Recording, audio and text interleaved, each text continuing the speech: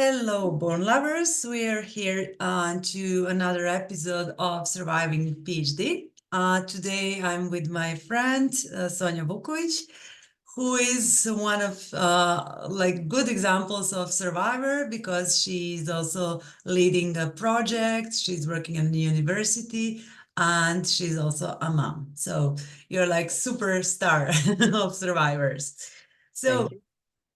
Could you tell us something about, first introduce yourself and tell us what was the topic of your PhD? Okay. Hello, Natasha, and thank you for inviting me. And I think it's really a great thing you're doing with these PhD survivors. Well, my name is Sonja Vuković. I am assistant professor at University of Belgrade, Faculty of Philosophy and Department of Archaeology, where I mainly teach archaeozoology.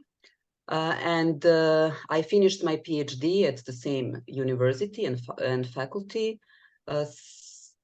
Well, I think now 8 years ago, eight or 9 years ago. Yeah. Great. Well, what was the topic? Well, the topic of my PhD was animals in Roman amphitheaters, Viminacium case study. Actually, for my PhD, I studied animals related to amphitheater games. And the goal was to relate finds of animal bones from Roman sites with beasts that could have participated in Roman games. And particularly for my PhD, I analyzed animal bones from the Roman amphitheater in Viminacium. It is a Roman site located in eastern Serbia that used to be the capital of the Roman province of Mesia, and that actually had an amphitheater that archaeologists were excavating, and parallel to that, I analyzed bones from them there. Great. And how long does it took you to finish? Well, it took me about 6 years to finish everything, to finish bone analysis and writing of the thesis and defending of the thesis. Did you had some grants during this process, or did you work? Well, actually, I didn't have any particular grant. I was employed when I started my PhD studies. I was employed at my faculty where I work now at one project. And my participation in that project was related to my PhD. So actually, although it wasn't some specific grant that enabled some specific fundings for some particular analysis or so, actually, I had a salary. I had to go to some scientific conferences and to publish some papers that were also related to my PhD topic and my interests. And that project was implemented within Laboratory for Bioarchaeology at our faculty. Mm. And parallel to that, I was also involved as a PhD student at classes at our department. So I was teaching archaeozoology to students with my professor.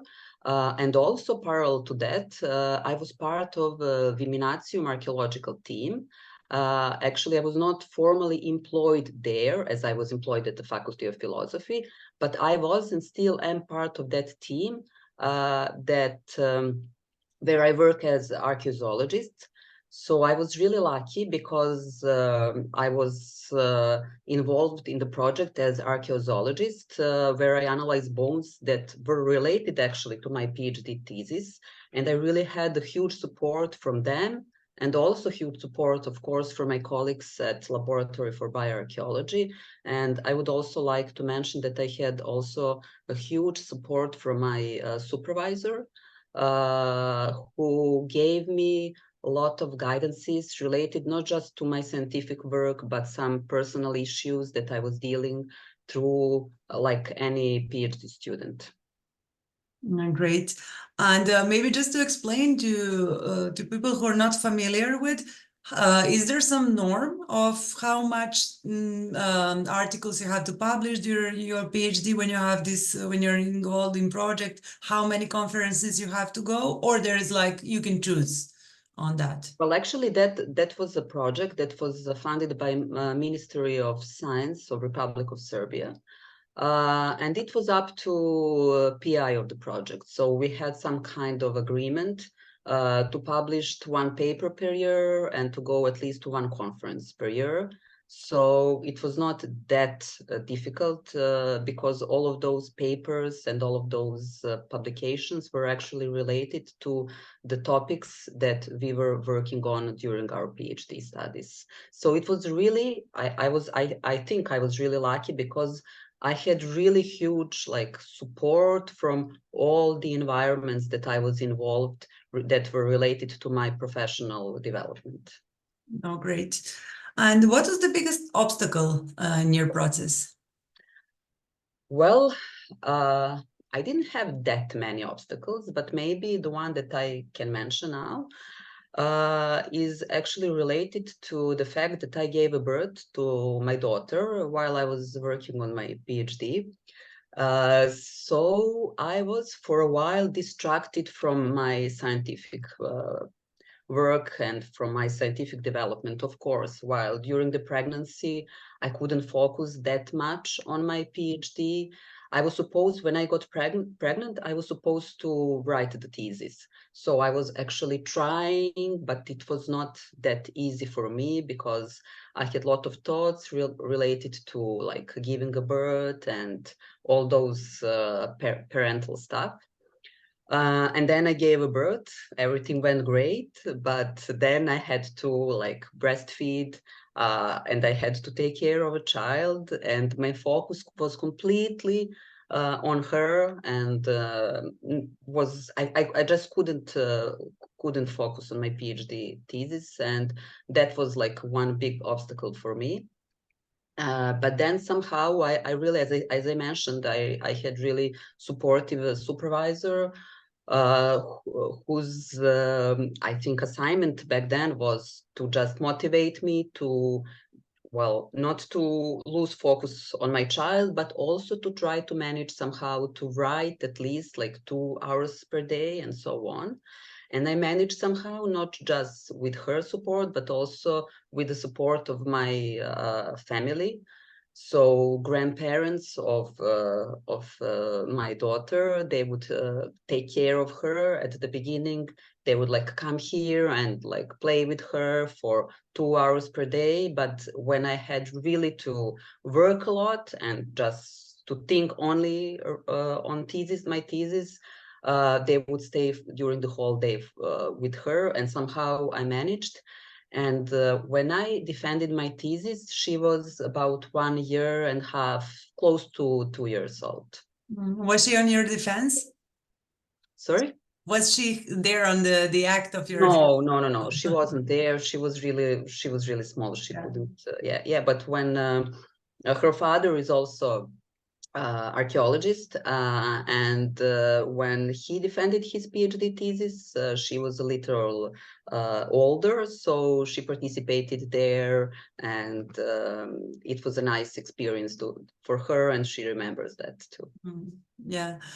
Well, I think it's really important, and thank you for sharing this, because I think that it's a big problem for female scientists, that it seems that this rhythm that we have is so exhausting, and there is always this imperative of publish or perish.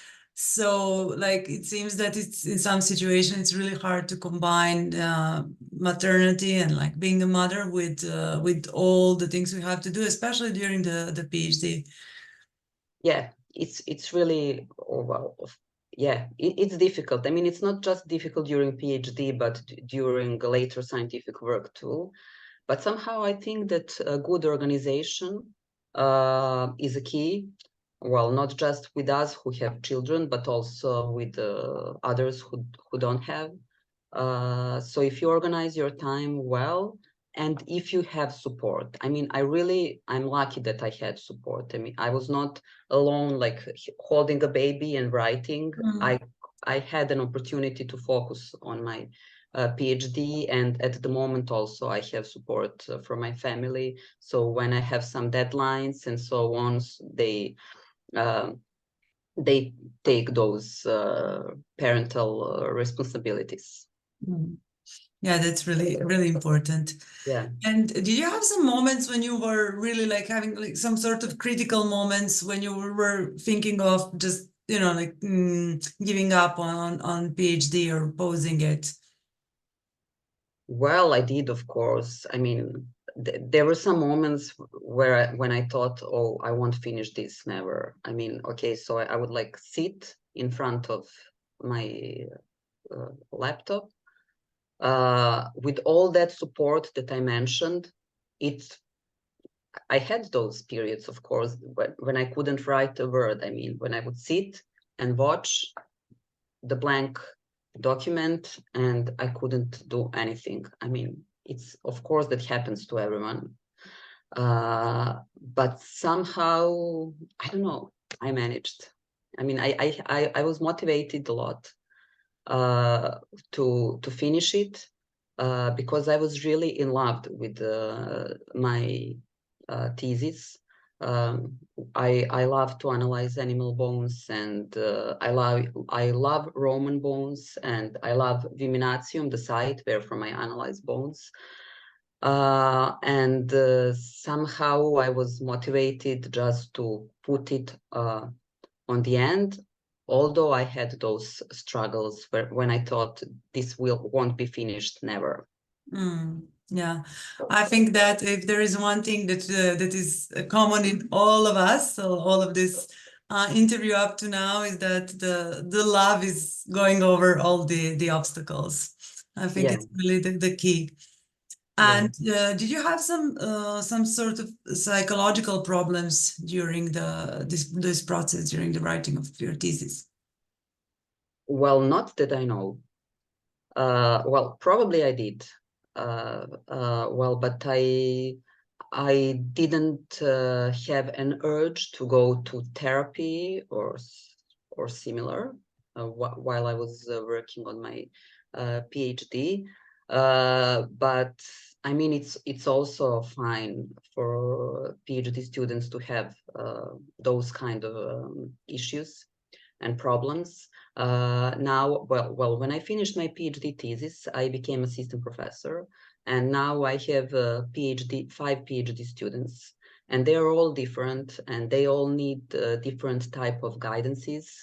And some of them, yeah, they have some like psychological issues, and I always tell them it's okay. I mean, it's normal. If you deal with depression or anything else, I mean, it's completely fine. And they have to understand that all of the people go through different or similar problems, psychological issues in different periods of time. And it's fine to share. And well, for me, the most important thing now when I look back, and well, now I'm like almost 10 years older than I was when I was writing my PhD thesis. I think that the mental health is the most important. Okay, physical health too, but mental health is also very, very important, and we have to talk about it. And it's fine if you are not mentally healthy at some periods of your time. I mean, you need to you can seek the help for the help and talk to supervisors or to like some professional psychologists, of course. Yes, it's really important that you had a good example of supervisor and you give the same kind of support to your students. It's a really like a good example. Yeah, I'm trying to. I mean, I think that I learned that from my supervisor, and I'm trying to like copy paste her in some, of course, in my work with students because I had good experience. I don't know if I'm that good. I'm trying to be. I mean, I put a lot of effort in it. Well, I know some of your students and they only have nice words for you, so I'm sure Thank you're you. doing great. Thank you. And the last question for you, like if you could go back in time, would there be something that you would do differently?